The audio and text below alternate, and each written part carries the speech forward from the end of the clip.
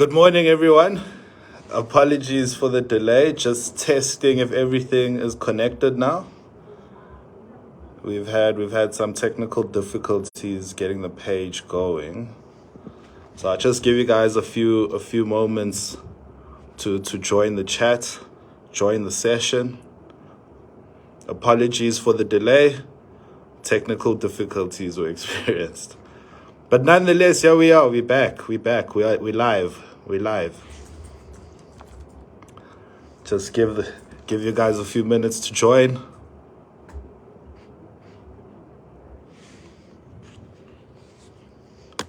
I see. They're coming into the room. How's the audio? Audio okay? You guys can hear me? Let me know if you can hear me. Let me know in the chat. Can you hear me? Are we live? Are we good?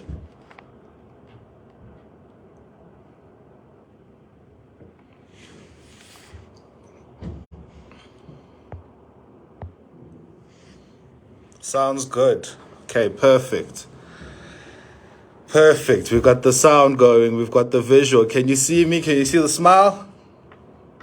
No? Yes? Everything. Audio is perfect. Fantastic. Let's begin. Welcome, everyone, to the second Township Talk hosted by Umastandi. My name is Ngobizita Malenga. I am one of the portfolio managers at Umastandi. In other words, I'm one of the people you will interact with when it's time to get a deal together. I'm joined by my colleague Sayuri, who will assist me in reading the chat and answering some of your questions. For those who do not know how this works, it's a question and answer session, Q&A. However, there will be a theme for today. We will have a theme for today, amplifying your investments through smart construction budgeting. Okay, construction budgeting is key to the success of your project, and I hope to shed some insight on how to navigate this. So while we're waiting for more people to join in, so apologies again for the delay. Let us know where you are joining us from, where you're connecting us from. Please, in the chat, let us know where we are joining from.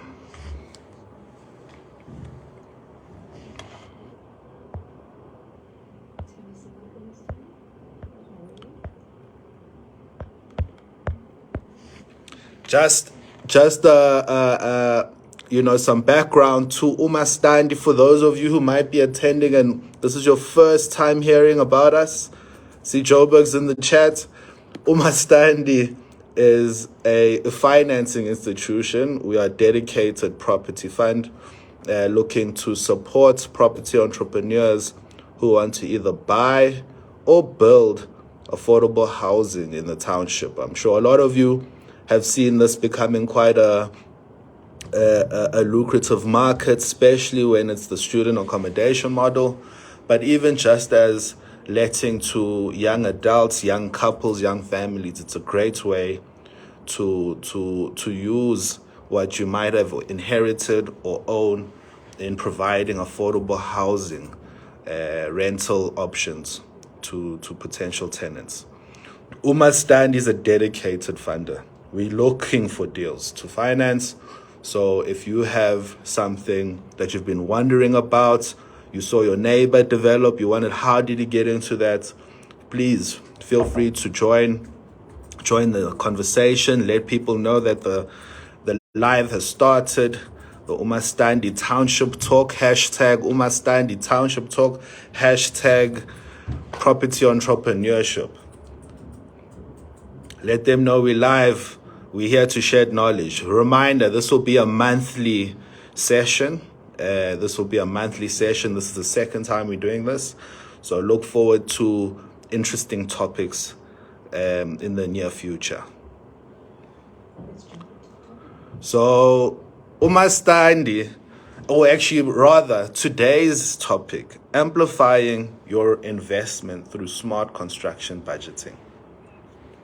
What this means is How many of you, and I'll relay this to a more practical situation. How many of you seen construction projects in the township that are half-built structures where the building was not completed? It is very likely two things have happened. It's usually often the same. The budget wasn't enough, and the developer, the landlord, stand, ran out of funds to develop the property. And then prior to that, the initial budget was wrong. It was underestimated. You probably heavily relied on the contractor to tell you how much this is going to cost. And during construction, the number was wrong. This is not a unique scenario. This is actually very common, where budgeting for construction is often underestimated. However, there is some tools that I'm hoping you learn from today and some insights on how to navigate this. Number one, you need to have contingency over and above what the contractor, let's say you've gone the contractor method. Some of you maybe are currently in construction right now. I will urge you to personally set aside some contingency, because in construction, you plan as much as you can, but there will be some unexpected situations and scenarios you're going to run into, which often cost you, quite a bit of money. So number one, always set aside your contingency. Contingency is money for unexpected circumstances, whether it's an oversight in budgeting, whether it's weather, horrible weather, or theft. Put aside some money that the contractor might not know about, that is there to just ensure you finish your project. But prior to getting a budget from a contractor, there's a key part where developers often get it wrong as well, is in the design of the proposed structure. Remember, you are designing for investment purposes. So essentially, you need to keep your construction costs as low as possible while still meeting the standards that are livable and someone who would be willing to pay the rental income you foresee. So in saying that, you want to get the design as efficient as possible. And when I say efficient, you want to reduce your buildable area. So if you're going to build 10 units, you don't want to build 10 units and have too many common areas, because ultimately those common areas don't actually contribute to the rent income. Aside for having a design of which your rooms and the tenants are going to share facilities. But if you're doing self-contained bachelor units, self-contained, it has its own toilet, it has its own shower, each tenant doesn't need to share anything, then you want to limit the common areas, because those will just increase the cost of your development. I like to influence and give my advice to some of our clients. Straight lines, one passage, neat and tidy. The typical L shape you might see, where there's a resident landlord, so there's the main house and you're only building units behind the property. Those structures are actually very efficient, because it is very much based on the units themselves. And if there are shared facilities, being a toilet or a shared kitchen, it is put to the one side and you're not over investing in the structure. That is key. It's in your design. You need to get the design right. Because, and let me just unfold that a bit more. Let's say you have the main house and you've built 6 units at the back, 3 down, 3 up. That's probably going to cost you, just for argument's sake, let's say 600,000 Rand, 100,000 Rand a unit. An alternative design that I would suggest is not as efficient as the one I've just described is building an entire house. Maybe you demolish the main house, you rebuild the house. Now it's a double-story house. From the outside, beg your pardon, From the outside, it looks like a house to the normal person, but when you go inside, it's actually got 6 different units. The difference here is that the 2 structures aren't going to cost the same, but the potential earning in terms of income is the same. You see now, you've got one structure that costs you 600,000, 3 units downstairs, 3 units upstairs, and now you have this other building where it looks like a double-story, beautiful home.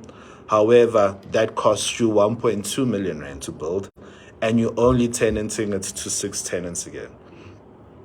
And I've seen this mistake happen quite a few times where clients are often wanting to build these beautiful structures, which is great. It improves the neighborhood. It brings pride to where the resident is going to be.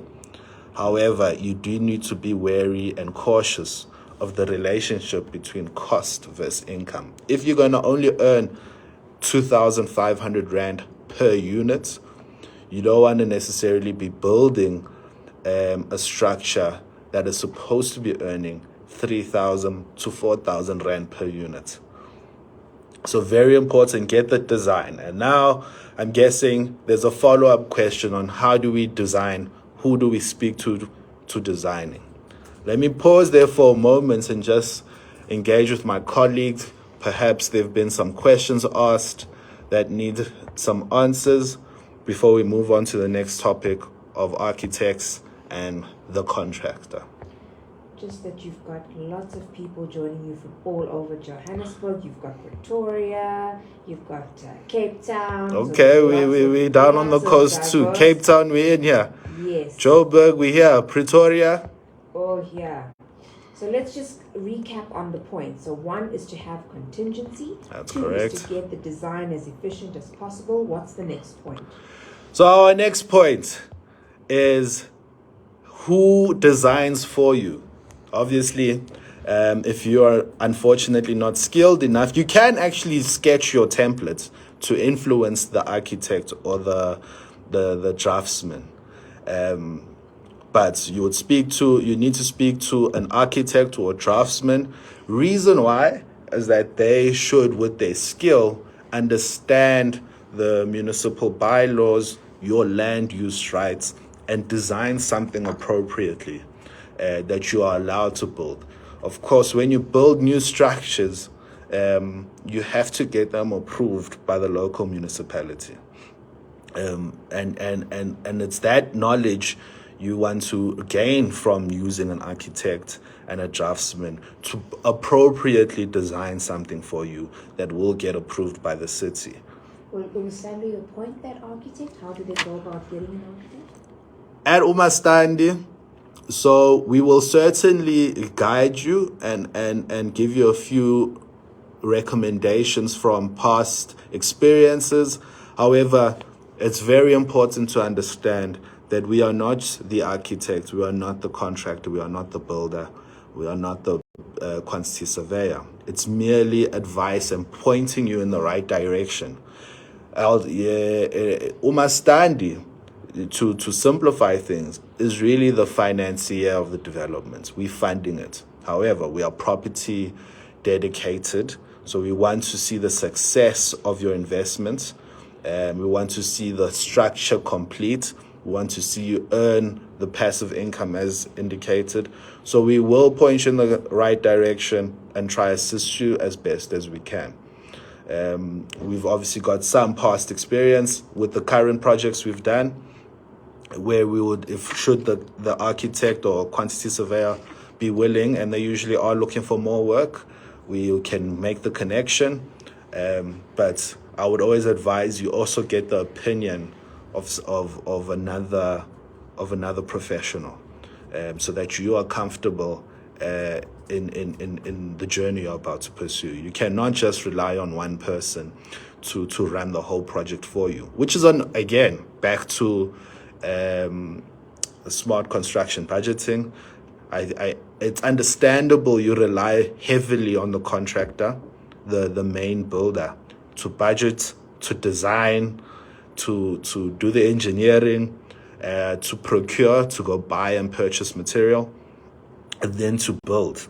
But that is a lot of a lot of what's the word I'm looking for? That's a lot of Money, time, expenses. it's a lot of importance, reliance. You're relying too heavily on one person, which actually takes 2 to 3 individuals to come together. You need the person who's going to do the actual budget. When it comes to budgeting, the most accurate way to go about the budget is bill of quantities. This is prepared by a quantity surveyor. Bill of quantities, the quantity surveyor will look at your design, your building plan, and estimate accurately the material you require, as well as make a recommendation in terms of the labor. The labor you can expect to pay a contractor. The beauty in a bill of quantities is that it accurately, or it's more accurate than the contractor, just using his experience. There is value in the contractor's experience too, because he might know where to get material cheaper than the quantity surveyor has suggested. But the quantities themselves, the number of bags of cement, the number of bricks, the number of steel rods, number of planks, the number of building sand is very important to know upfront. Once you have that bill of quantities and it suggested a budget of, let's say, 1 million rand, you then take that bill of quantities and go to material stores. Go to your local builder's warehouse, cash build it. So and share with them your bill of quantities, as they will be able to price what they currently charging for, let's say, a bag of cement. The quantity surveyor has suggested 100 rand for a bag of cement, but when you go to builder's warehouse or cash build, they actually selling the cement for 80 rand. And it's that activity you want to keep doing. It seems like we have a question in the chat. Yes. Does Umastandi give me the funds directly? Is it paid directly into my account to do the construction project? Ariella wants to know how it works. That's a great question, Ariella. Very good question. I actually know someone with that name. You've just brought up a good memory. Nonetheless, so Umastandi, for your protection as the client, we know that there is a massive risk in paying the contractor directly.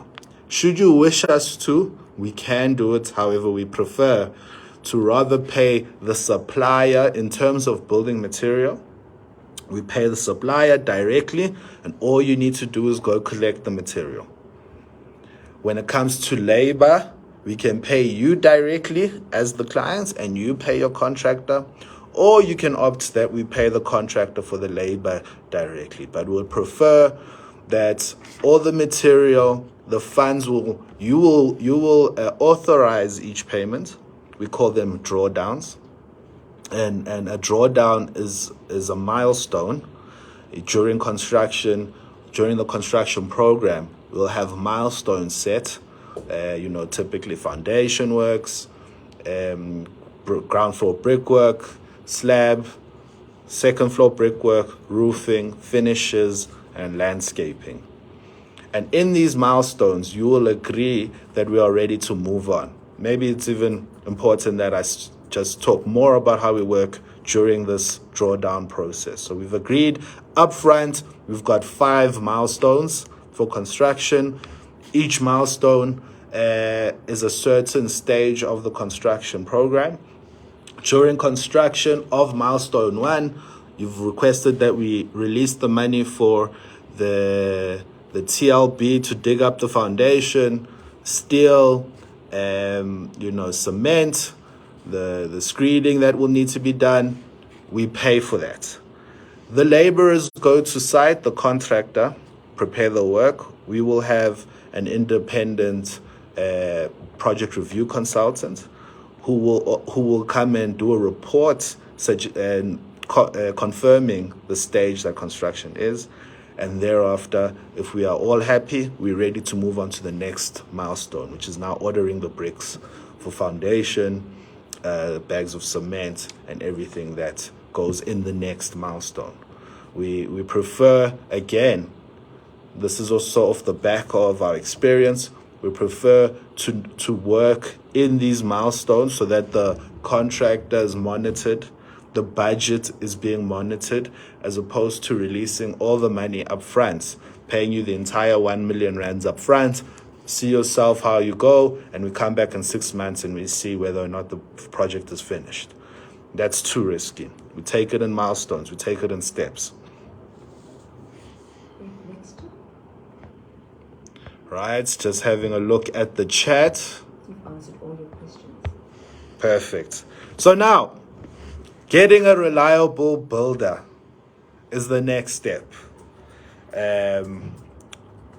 My advice in a reliable builder is someone who has accomplished a structure that you can verify. So there's two ways to go about this. You look around, you see the beautiful structure in the neighborhood. You thought Mom Josephine at the corner of Vilagazi Street, beautiful building. I want to know who did this for her. Go up to her, approach her, and engage, inquire. Ask about who did this, how was it, how was your experience with them. You know, you need to really do your due diligence when it comes to choosing the contractor. I would not suggest you begin working with a contractor who you have not verified the references and verified their work. Because contractors are very good. They've got the gift of the gab. They promise you they promise you A, B, C, D. Just go check if A, B, C, D were actually done within time, and how was it working with them. We've got a question. Yes. Toboko wants to know, how long does Umastandi take to approve?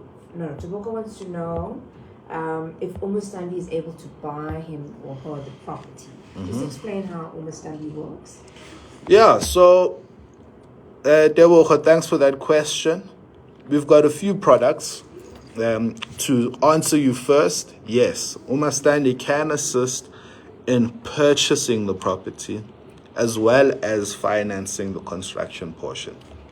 So let's say you've identified a piece of land or a house, you know that's on the market. We would need you to ascertain how much is the property being sold for. Before you sign an offer to purchase, engage with Umastandi so we can prepare the feasibility. Feasibility is essentially, will the project work financially? So you identified the piece of property, you've had a conversation with the current owner or the estate agent, and now it's time for you to really get your sketch design of what you visualize, what you envision to build there, and how much that's going to cost. Once we know that total number, so purchase price of the property is 300,000 Rand. You now know you want to build 7 units at 700,000 Rand. So it's a total, quote unquote, loan request for 1 million Rand. It's very important to note that Umastandi won't finance 100% of the transaction. Typically for a first-time lender with us, or first-time borrower, we would go up to 80% of the total value of this deal, where you would now need to come with that 20% portion. So if you're buying and need loan for construction too, more often than not, we need you to come with around 20% in equity, which is actual cash, towards the deal. But Umastandi doesn't only do purchase plus construction. You can do purchase only. You can see a building that's already built, already has rooms, already trading, already operating. The seller's selling it for whatever reason. That's just a straight purchase only. Again, Umastandi can assist with that. A construction only. So you already own the property, and all you're coming for is for the loan to build the residential units behind the property, we can assist with that. I guess also it's very important to note that this is a mortgage. It is a secured loan, so it's not an unsecured loan. We register a bond over the property, of which our loan to value will be calculated likewise. So if, let's say, you own the main house and you need 700,000 for the rooms behind, our assessment is of the entire property. Yes, we look at the cash flows of the rooms only, of the units, but the assessments are the entire property. So we will take into account the value of the house itself. We won't ignore that. And then lastly, we have another product called equity release. And this is very good for those who have already started the journey to property entrepreneurship and now want to expand, want to grow, want to get another building. Equity release is using your existing property and leveraging it to gain to get cash to now start your next building. So let's say you've got 10 units fully let. You reach out to Umastandi, maybe I would like to release equity from my existing building because I spotted another piece of land in Kaalfontein that I desperately want to buy. I know it's going to work. We can look at your existing property, register the bond, and again, provide you a loan facility of around 80% of the value. With that, you then move on, secure the next property, and then bring it back to us for a construction loan too. There is a question. You've got a question from Reeks. How long does Umastandi take to approve the building application? How long? So we like to say, if you've given us all the information, it should take us 21 days to be able to give you approval. The portfolio manager will give you a call. I went to the credit committee. They've approved the deal. That's not necessarily the money is available. You still have the contracting and conveyancing process that needs to follow. And that typically will take, let's say, no less than 8 weeks, 2 months. But, you'd want to maybe aim for about 3 months. You should have monies available. But again, so how long does it take to get to the approval stage? Around 21 days. Next question. Should a builder have specific qualifications? Should they have specific certificates to build the property? So the only certification we need a contractor to come with is to be registered with the NHBRC. That is the only certification we need. Aside from that, the onus is on you as the developer to go and verify their references, verify their work and their experience. I too and my colleagues will also, do our due diligence when putting together your proposal for the credit, for our credit committee to approve the deal. But yeah, to answer you, the only certification we require is for the contractor to be registered with the NHBRC. Okay, great. What happens if the contractor runs away with my money? That's a problem. That's a massive problem. Unfortunately, that's theft. That's theft. And it really is a sticky situation should that happen. Say it does happen. However it happens, the contractor just never returns to site. We paid him and he's disappeared. Well, as I suggested in the beginning, we need that contingency budget to plan for these type of circumstances. And then we'd need to look for a new contractor to take over from the project. But unfortunately, that's theft. You open up a case. We have compiled all their documents. We have their registration with the NHBRC. So we'll pursue them. We'll open a case. We'll trace them as well through the National Home Building Regulator. But that's a case of theft. It's a criminal. Thank you, Robs. question is, could you just give a brief overview of what the steps are if you want to apply for funding with Umastandi? So, if you want to apply for a loan, a construction loan, a purchase loan, mortgage, to begin your journey, step number one is to actually have a look at our website or call into the office to find out if Umastandi is financing in your current area. We have specific areas of finance that we've done our research and we've backed to look into deals. But we also are interested to hear where you are seeing the opportunity and whether or not we'll be willing to do the deal with you. Umastandi, we have we have published our areas of finances. You can just look on the Facebook page, on our website, give us a call, we can send you an email. I can read them out, just a few in terms of the municipalities we are in, the provinces. Umastandi is financing in townships in Gauteng, Cape Town, KwaZulu-Natal, and the Eastern Cape. We are currently in Gauteng, Cape Town, KwaZulu-Natal, and the Eastern Cape. We are exploring Mpumalanga, we are exploring Limpopo. We are not there officially as yet, but we are exploring. Another question, it seems. What is the maximum unit cost recommendation or development cost per meter squared from Tumelo? That's a good question, nice and technical. It really depends on the type of unit you're building, Tumelo. So in terms of a rate per square meter, I would suggest a comfortable budget would be 6,000 Rand per square.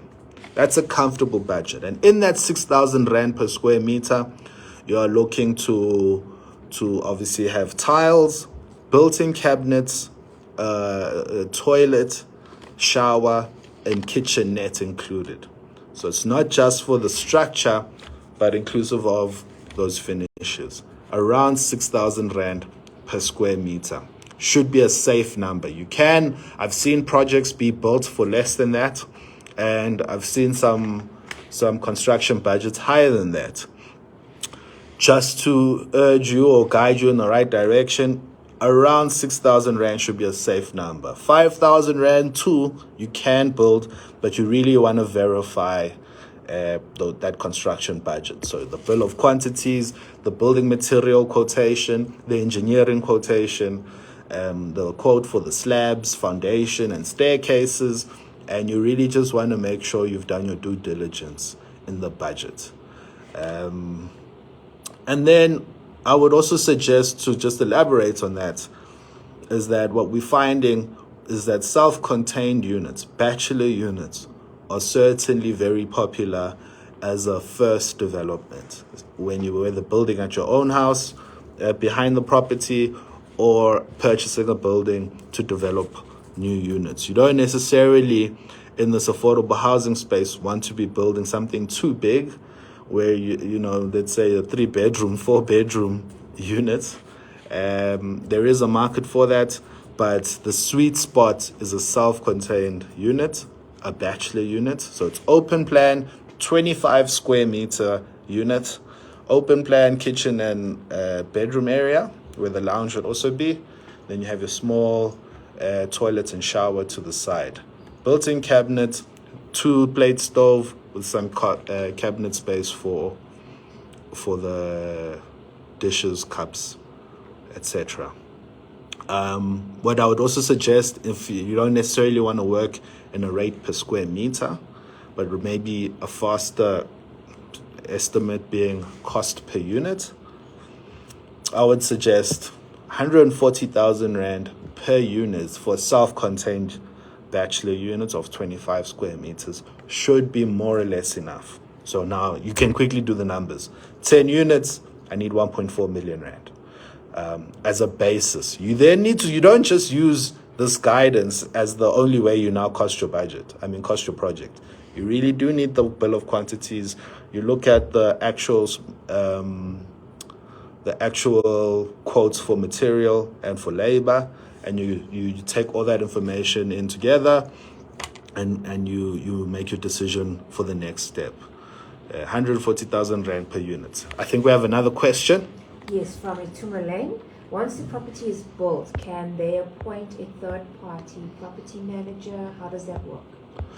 Yeah, so for your first, as a first timer in becoming umastandi, I would suggest you pair up with the property manager, at least for the first year, to understand how to vet clients. The tenant at the end of the day is also very important in the success of your project. They're the ones who pay you for your hard work you've done. They're the ones that pay the income. So you want to select someone who has shown you that they actually do earn money, at least for the next 12 months, as long as your lease agreement would be. You want to ensure that their payment history is good, that they don't have a bad judgment on their name, because, in reality, we understand that people are sometimes desperate and you just let someone come in, but you can anticipate the behavior. Not all the time, everyone's different, but you want to pair up with the property manager in the beginning to also understand how to accurately budget your monthly expenses, pay your municipal accounts, your income, your bookkeeping, so actually tracking how your performance has been on a month-to-month basis, your vacancies, your advertising. Learn from them. Often a property manager will charge you around 5 to 10% of the monthly collections. So if you're collecting 30,000 rand a month, anticipate that 5 to 10% of that is an operating expense that is paid to the property manager. Once you feel comfortable enough to manage the property on your own, then have that conversation with them. But you could learn a lot from pairing with the property manager. There are tools though, for you as an individual, as the landlord, to manage the property yourself. TPN is a good website. I say it again, TPN is a good website for tools to empower you to be able to manage the property yourself. There are also good companies such as Roomstar, these property tech companies that will actually advertise for you, place your property on their websites, on their social media platforms, let you know how much the demand is for your potential unit. They can also suggest some handyman and maintenance. This is a very important item. You now have 10 people residing, 10, maybe even 20 if it's 2 people per unit residing on the property. Maintenance should be, on your mind as a landlord, as a homeowner. The maintenance and the upkeep of your building should be very important. You have so much foot traffic, so much people on your property. It's bound to have, small breakages, door handles, kitchen cabinet handles, shower doors. You want to budget for this, and when the one tenant goes out, you quickly attend to the touch-up and a new tenant comes in. Another question we have. Okay, you've got 3 questions from Jaboho. Okay. And I think maybe you should answer them and wrap up. Oh, is it? Sure. Time flies when we're having fun. Let me see here. Jaboho, you have 3 questions for me. Must I have a vacant land rezoned already to get funding? Great question, Jaboho. You need to understand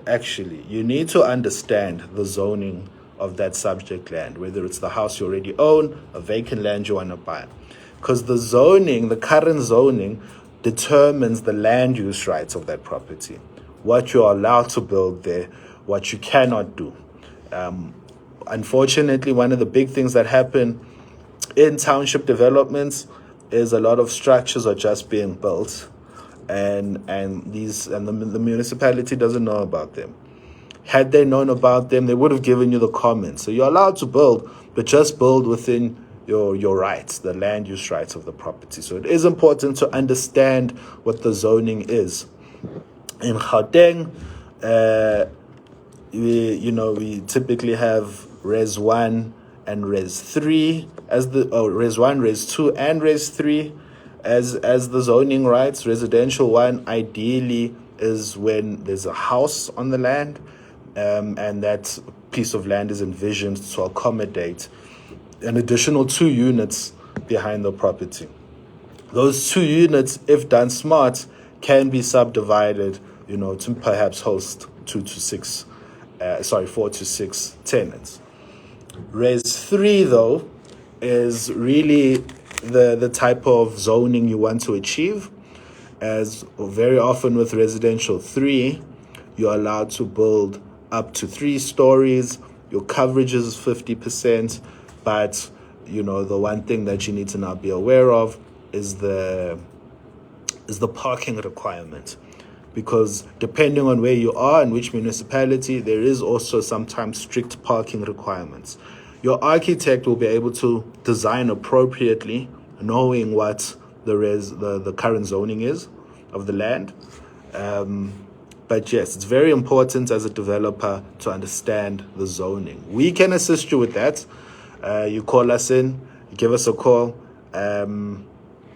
give us the street address, and one of my colleagues and myself at Umastandi can tell you what your current zoning is and guide you from there. You can also just go to your local municipal building with the utility account, so your rates and taxes, and there will be quite a bit of details on the first page, like stand number, street name, neighborhood. They'll pull up on their system what your zoning currently is. Let's say you use currently residential 1 and you wanted to build 20 units. You will then need to go through the rezoning process. That will need a town planner to assist you. They're the professionals who particularly help and assist in the rezoning application. There's a few processes engaged in this, but feel free to give me a call or send me an email, and I can enlighten you a bit more on the rezoning process. The next question: must it be commercial or special? What's the word you wrote here?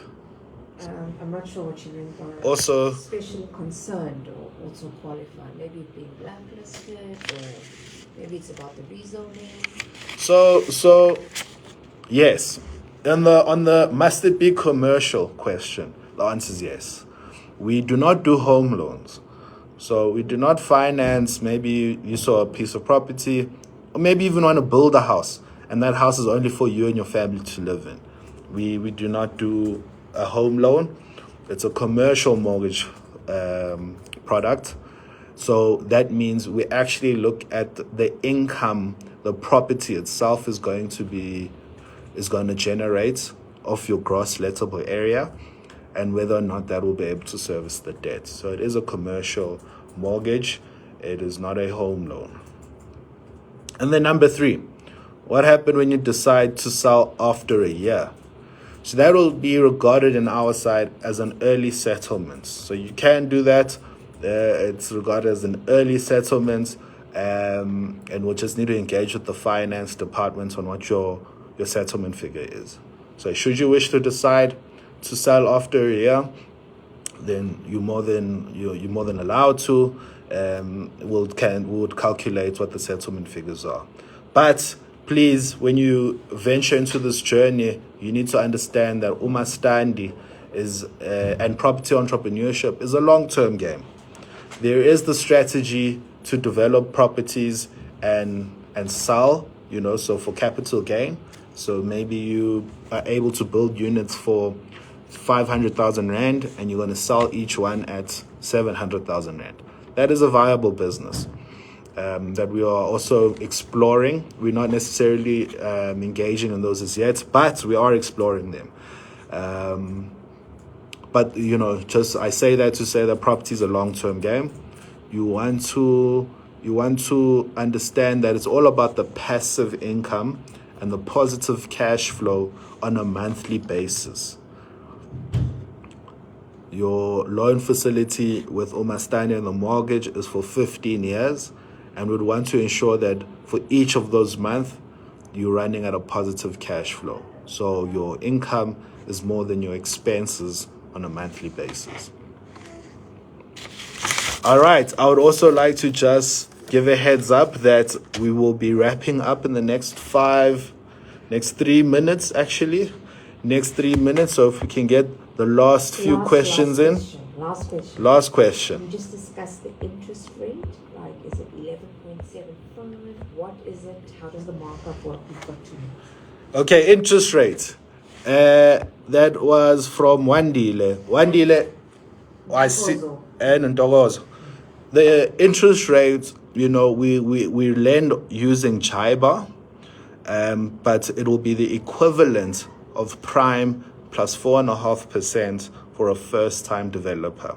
Our pricing is risk adjusted, so we take into consideration your level of experience. Maybe you've been doing this for the past 20 years. You've got your own construction company. We take it all into consideration when pricing the loan.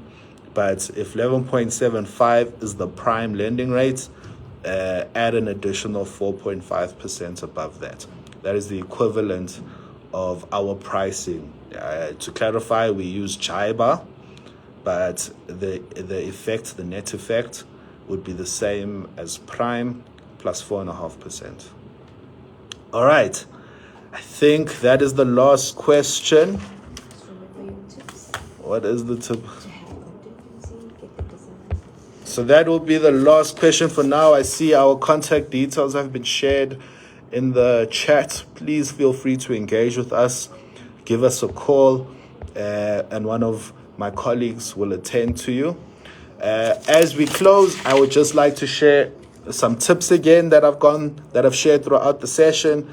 Is number one, if you're pursuing a construction project, please have contingency. Set aside 50,000, 100,000, whatever you can, to absorb the unexpected and unforeseen challenges that might arise. It is a construction project. Things do go wrong, but we do try to prepare ourselves appropriately. And then get your design. Tip number 2, get your design as efficient as possible. So you don't want to have too much buildable area versus the gross lettable area. Too many units and too much structure. You need to analyze that relationship. And then number 3, get a bill of quantities together.